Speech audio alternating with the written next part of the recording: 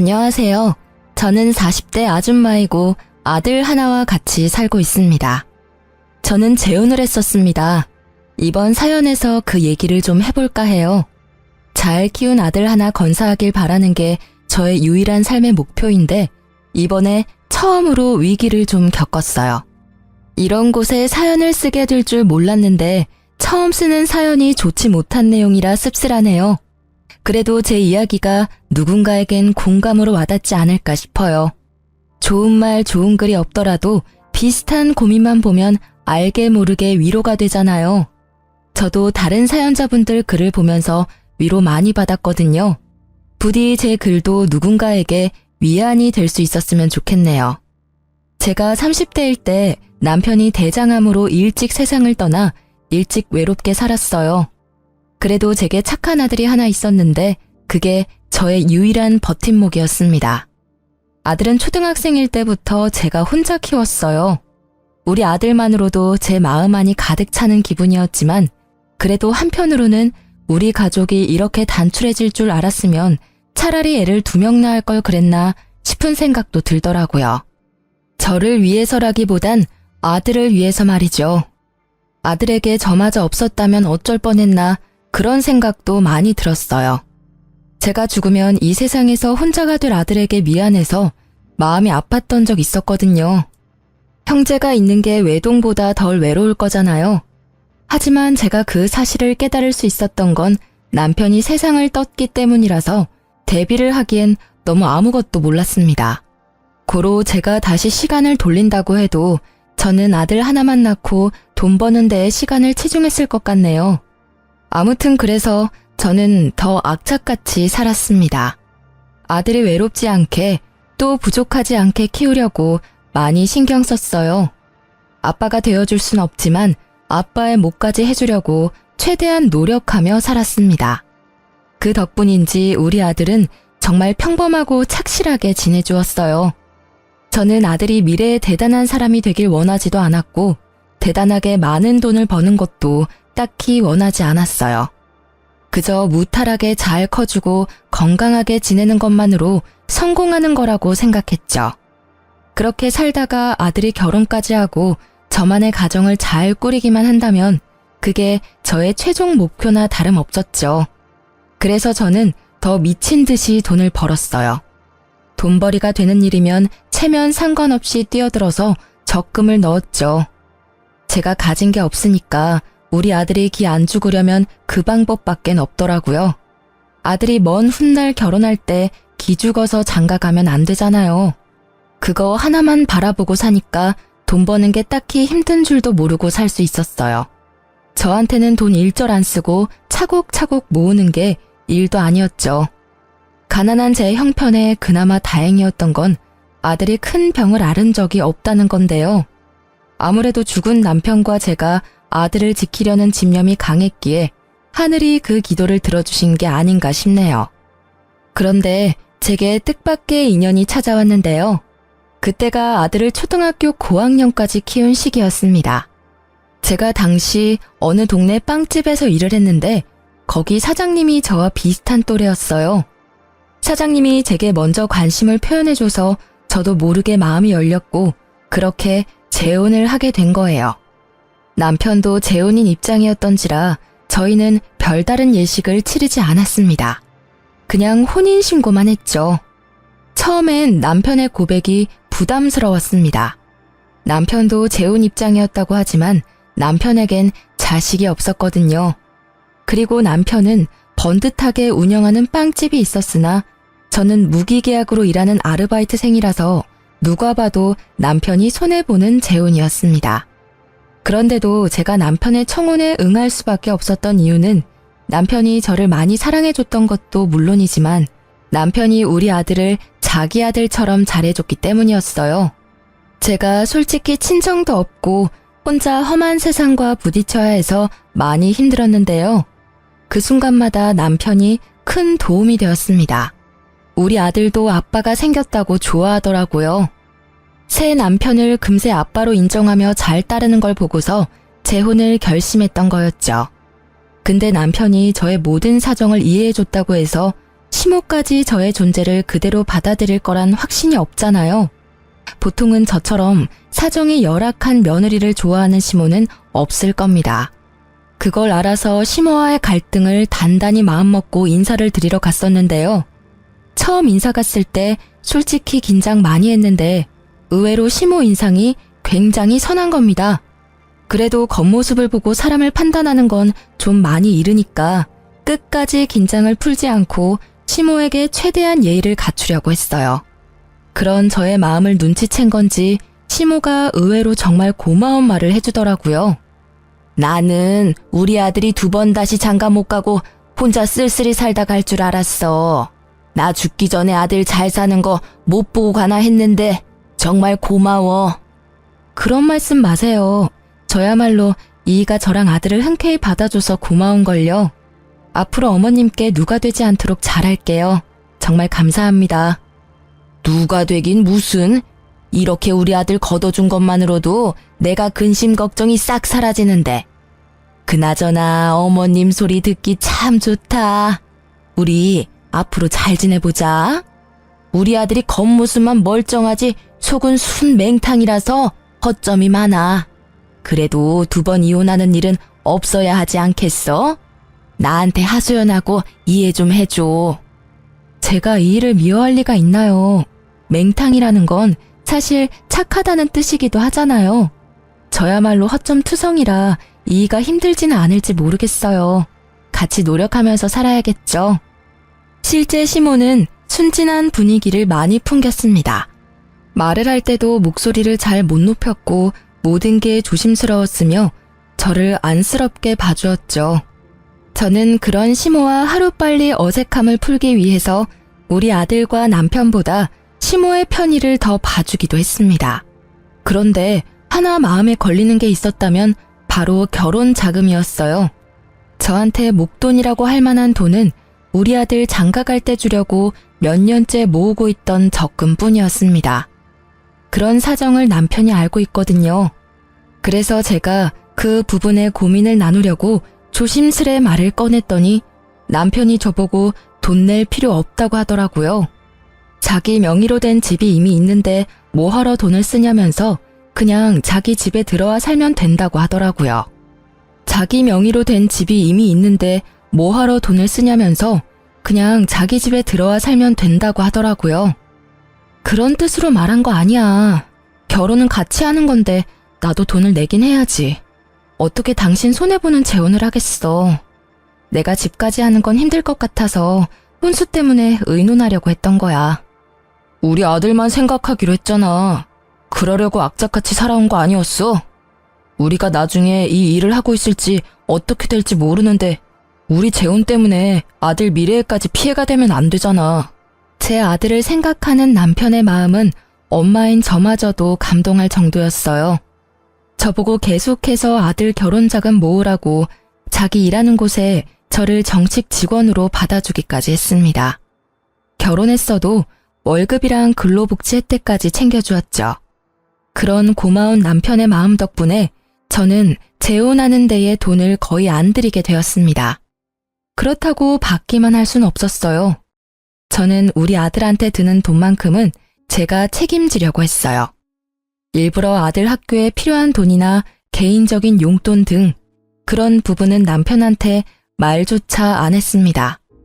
하지만 남편이 그걸 미리 눈치채고서 저 몰래 아들한테 용돈을 주더라고요.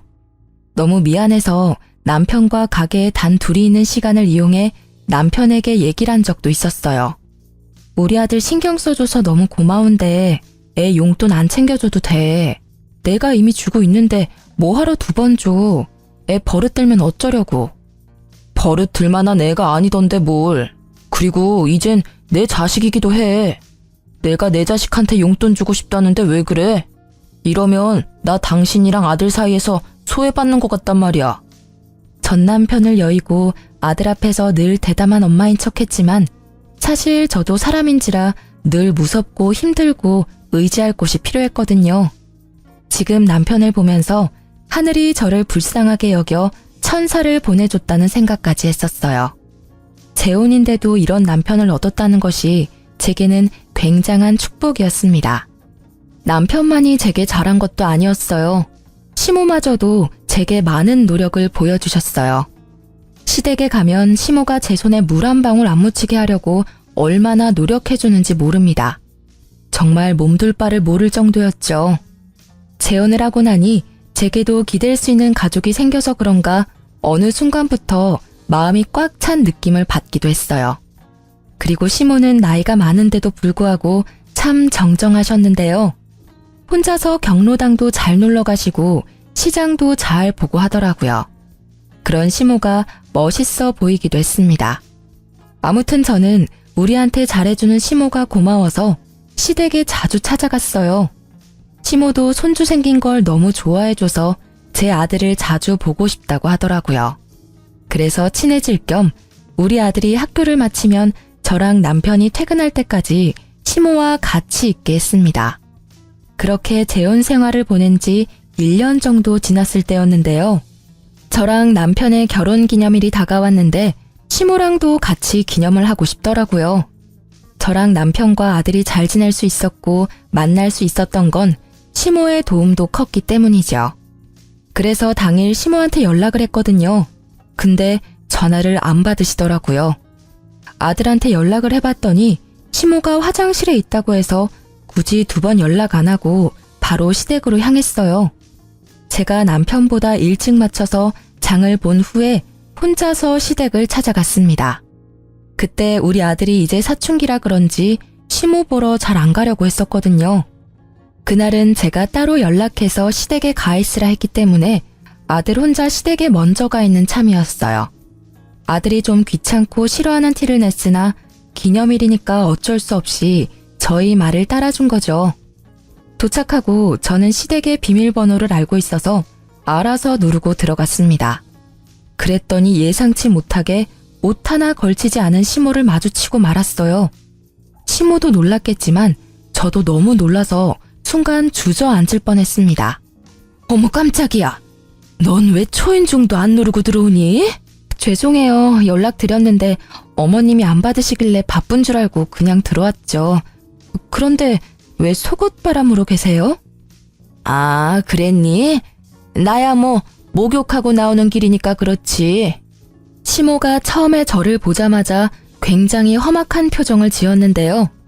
한 번도 시모의 그런 모습을 본 적이 없어서 순간 잘못 본 줄 알았습니다.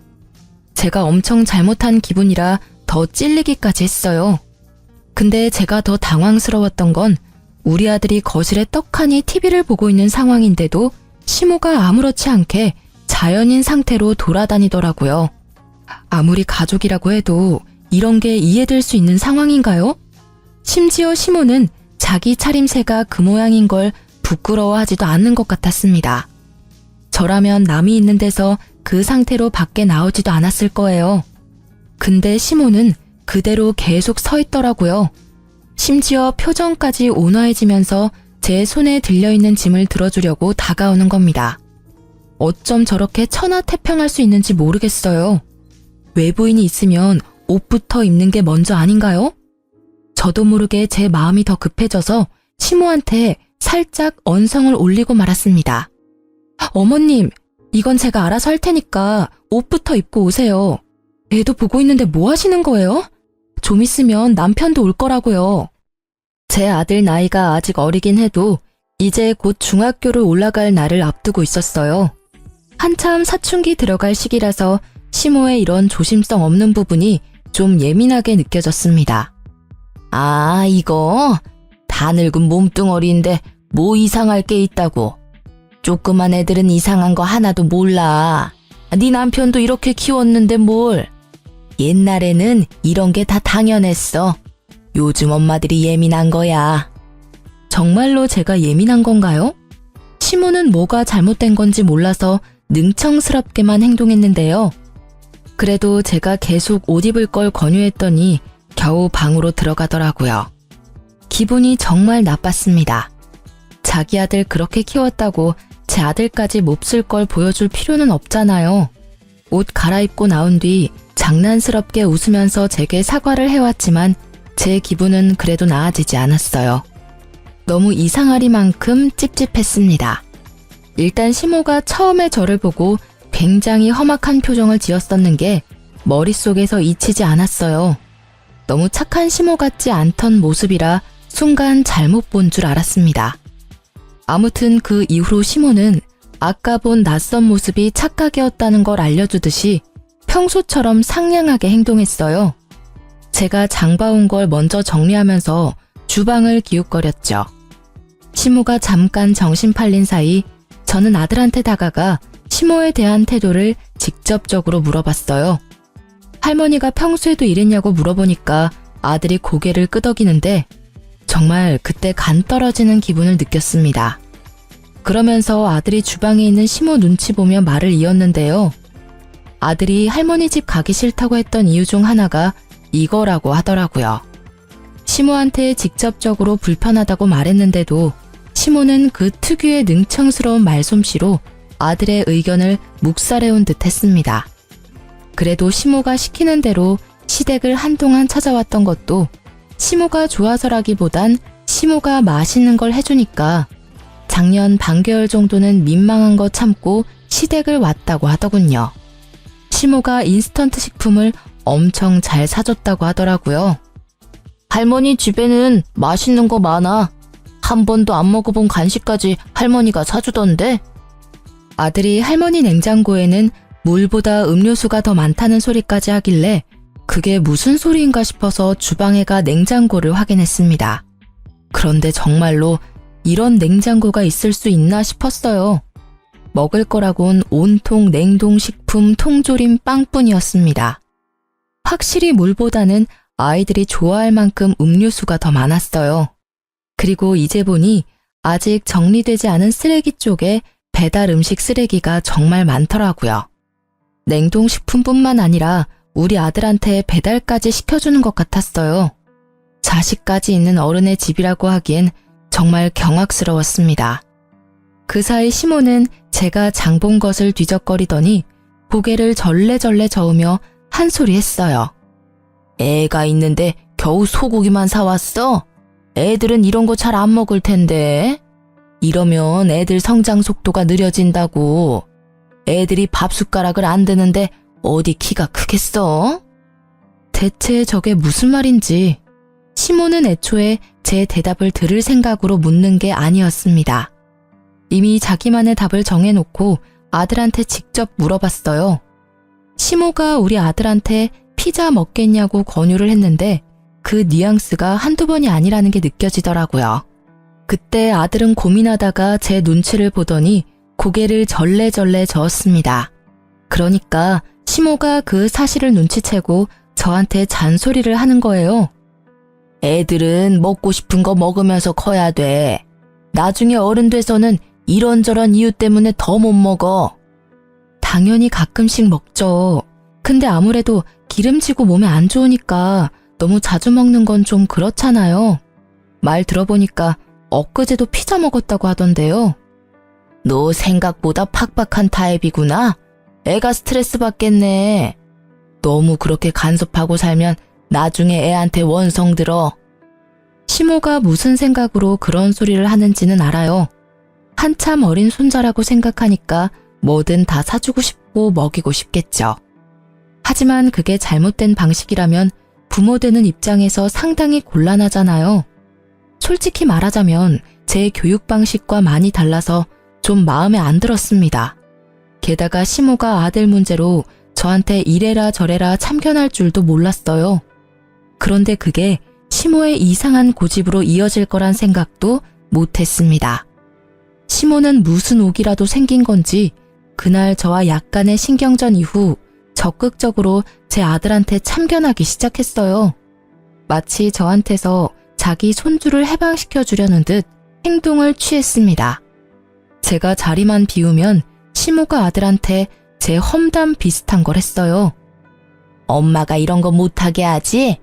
이 할머니 집에 오면 얼마든지 할 수 있고 놀 수 있고 먹을 수 있어. 다른 애들은 다 그렇게 사는데 내가 보기엔 네 엄마가 너무 팍팍한 것 같아. 이러면 친구들 사이에서도 뒤처지지 않아? 저희 아들이 말을 많이 하는 걸 안 좋아하는데 시모가 계속 아들한테 말을 시키면서 아이한테 나쁜 영향을 끼치더라고요. 그래서 웬만하면 제가 아들에게 굳이 시댁 가보라고 시키지 않았어요. 아들도 오히려 편해하더라고요. 시모가 저한테 전화해서 아들 얘기를 해도 친구랑 놀러가서 집에 없다고 말하며 시모와의 약속을 피하게 만들었어요. 그렇게 지내는 게 불편했지만 그래도 아들이 시모랑 같이 있는 것보단 나았습니다. 그러던 어느 날이었어요. 아들이랑 단둘이 있는 시간에 남편이 택배를 한가득 챙겨오는 겁니다. 엄마가 괜히 외식하는데 돈 쓰지 말고 집에서 해 먹으라네. 아들이 좋아하는 걸로만 골랐대. 엄마도 참 손자 사랑이 넘쳐. 남편이 들고 온 건 전부 다 냉동식품이었습니다. 그걸 보니까 한숨이 나오더라고요. 심지어 남편은 한참 크고 있는 아들의 영양 섭취는 생각도 안 하는 건지 삼시세끼 냉동식품 먹으면 식사 준비도 안 힘들고 좋겠다고 하는 거예요.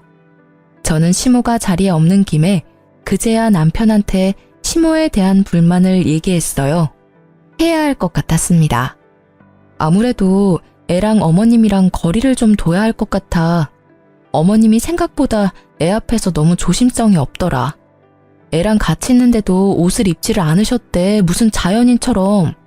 그리고 작년까지만 해도 어머님이 우리 애 매일 봐줬잖아. 그때 매 끼를 인스턴트만 먹였대. 그게 왜? 엄마는 그냥 손주가 이뻐서 표현하는 건데. 원래 할머니들이 그런 거야. 다른 집은 매질하는 할머니도 있다는데 맛있는 거 사주는 할머니면 완전 100점짜리 아니야? 그 마음은 알지. 근데 방식이 잘못됐잖아. 우리 아들 이제 사춘기라서 어머님처럼 조심성 없는 태도로 대하면 점점 예민해질 거라고. 걱정하지 마. 아무 문제 없어. 나도 그렇게 자랐는데 당신 나랑 결혼할 때만 해도 전혀 몰랐잖아. 예민한 건 당신이 더 예민한 것 같은데 요즘 왜 그래?